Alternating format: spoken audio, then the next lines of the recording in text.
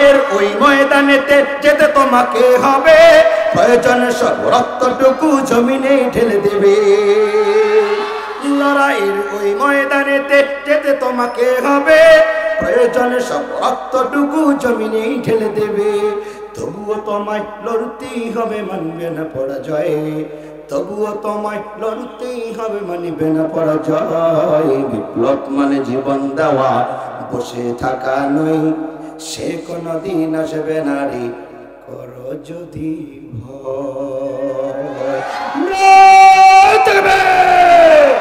মানুষকে রব্বে কারীম ডাক দিয়ে বলে, ওরে আদরের গোলাম, এমন একটা আদর্শ তোমাদের কাছে আমার নবীর মাধ্যমে দিয়া দিলাম, যে আদর্শ যার কাছে থাকবে, যে এটারে গ্রহণ করে নিতে পারবে, এই বান্দা দুনিয়াতে এত দামি হবে, ওই বান্দার চরিত্র সব থেকে উত্তম চরিত্র হবে। বান্দার যখন উত্তম চরিত্র হয়ে যাবে, ও পঞ্চগড়ের মুসলমান, এই কথা আপনার আমার দিলে যদি দীর্ঘ বিশ্বাস হয়, তাহলে আমার কথা হলো, আপনার আমার ঘরের কোণে বসে বেঈমান আর নাস্তিক কাদিয়ানীরা আপনার আমার প্রাণের নবীকে নিয়ে যখন কটূক্তি করে, ও মুসলমান, ও যুবক ভাইয়েরা আমার, বৃদ্ধা বাবারা, পর্দার অঞ্চলের মা বোনেরা, এই কালিয়াগঞ্জ এলাকা থেকে যদি ইমানের বলে বলিয়ান হইয়া আবারও তাদের সামনে নবীর ইজ্জত হেফাজতের জন্য মোকাবেলায় নেমে গিয়া শাহাদাত বরণ করতে হয়, আমার মনে বলে এই এলাকার প্রতিটি ঘর থেকে নওজোয়ান শহীদ হতে রাজি হবে। আজ গোটা পৃথিবীর মানুষকে জানায় দেন, ও নাস্তিকের দলেরা, ও কাফেরের দলেরা,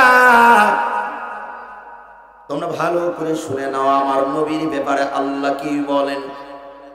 ওয়া ইন্নাকা লাআলা খুলুকিন আযীম, আমি আমার দোস্তর ব্যাপারে একটা সার্টিফিকেট দিয়া দিলাম, এই নবীর আদর্শের মতো, এই নবীর চরিত্রের মতো আর কারো এত সুন্দর চরিত্র হতে পারে না। আর সেই আদর্শওয়ালা উত্তম চরিত্রওয়ালা নবীরে নিয়া পঞ্চগড়ের জমিনে যখন কাদিয়ানীরা কথা বলে, আল্লাহু আকবার, পঞ্চগড়ের জমিনে শুধু কথা বলে তারা ক্ষান্ত হয় নাই, পঞ্চগড়ের শাহাদাত শহীদ আবু শহীদ হয়েছে। কারণটা কি হলো? কারণ হলতে আপনারে আমারে বুঝায় দিছে, ও কালিয়াগঞ্জের মুসলমান, আল্লাহ তাআলার রাসূলের ইজ্জত হেফাজতে যদি আবারও পঞ্চগড়ের গোল চত্বরে শুধু নাই, গোটা বাংলাদেশের যে কোনো প্রান্তরে নবীর ইজ্জতে হেফাজতে তোমার আহ্বান করতে হয়, তাহলে তোমার জীবনের জান, রক্ত, মাল বাজি রেখে ওই নবীর ইজ্জত হেফাজত যদি করার জন্য চলে যাও, আর সেখানে যদি তোমার শাহাদাতি হয়ে যায়, মৃত্যুবরণ করো, তাহলে বুঝে নিবা আল্লাহ তাআলা বলে, বান্দা আমি তোমারে শাহাদাতের মৃত্যু হিসেবে গণ্য করে নিলাম।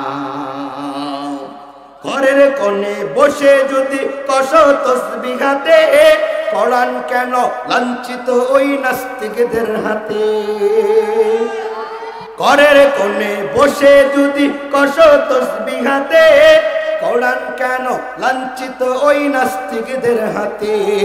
এইভাবে তো যায় না পাওয়া আল্লাহ তাআলার শান, এইভাবে তো যায় না পাওয়া আল্লাহ তাআলার শান। মুসলিম ঘরে জন্ম তোমার, ধর্ম দিন ইসলাম, তবুও কেন বন্ধ তোমার বিদেশের প্রতিষ্ঠান।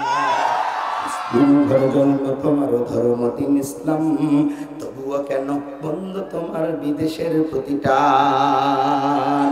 লড়াইয়ের ওই ময়দানেতে যেতে তোমাকে হবে, প্রয়োজন সব রক্তটুকু জমিনে ঢেলে দেবে। লড়াইয়ের ওই ময়দানেতে যেতে তোমাকে হবে, প্রয়োজন সব রক্তটুকু জমিনে ঢেলে দেবে। তবুও তোমায় লড়তেই হবে, মানবে না পরাজয়।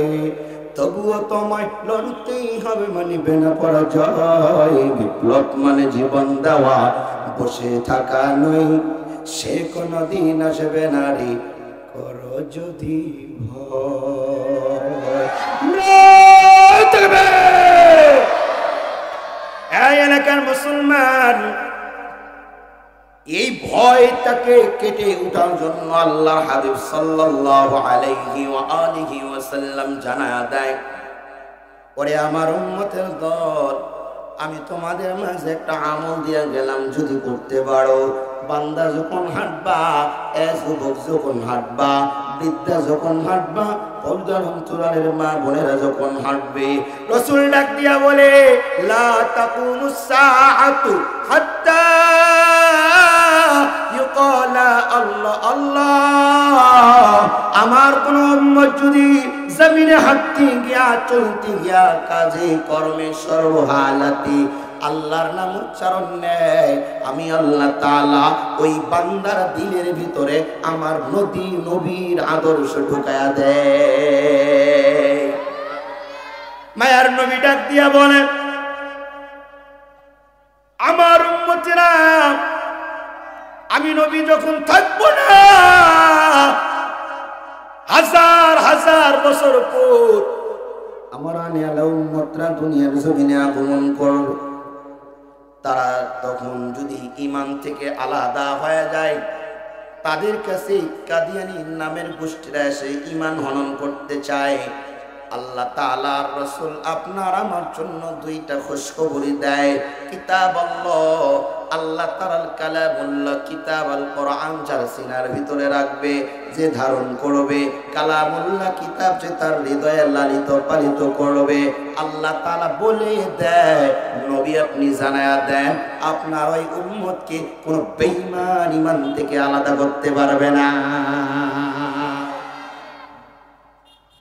নবী দোস্ত মুহাম্মদ, দুই নাম্বার আপনি বলে দেন, আপনার যে উম্মতরা ওয়া সুন্নাত রাসূলি, আপনি মুহাম্মাদের আদর্শ যার দিলের ভিতরে রাখবেন, আপনি নবীর আদর্শ যার মাথার ভিতরে রাখবে, আপনি নবীর সুন্নাত যার গায়ের ভিতরে রাখবে, আপনি নবীর সুন্নাত যার পায়ের ভিতরে রাখবে, কিয়ামত পর্যন্ত আপনি নবী থাকবেন না,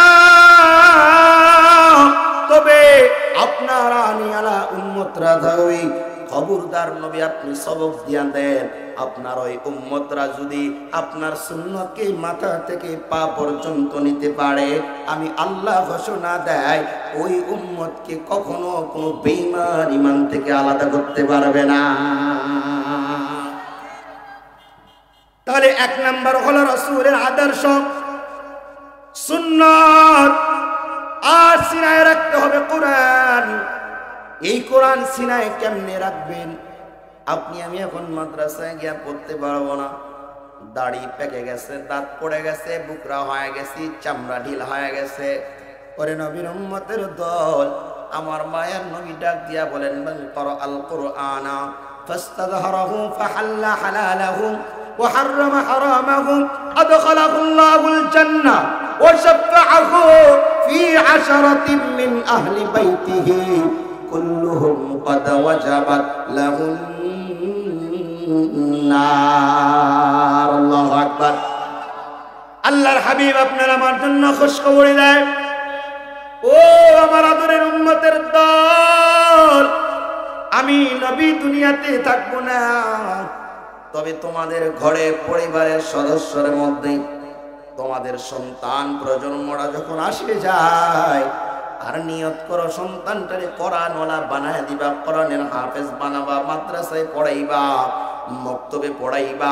আমি নবীর হাদিসের মাধ্যমে উম্মতরে জানায়া দেই, এই উম্মত, কোন ঘর থেকে যদি একটা বাচ্চা কোরআনের হাফেজ হতে পারে, আল্লাহ তাআলা জান্নাতে যখন তার ফয়সালা করে দিবে, ওই কোরআনের হাফেজ ডাক দিয়া বলবে, ও মালিক, আমি একাই জান্নাতে যাব না। কেন? বলবে, আমি একাই জান্নাতে যেতে চাই না। কি করতে চাও?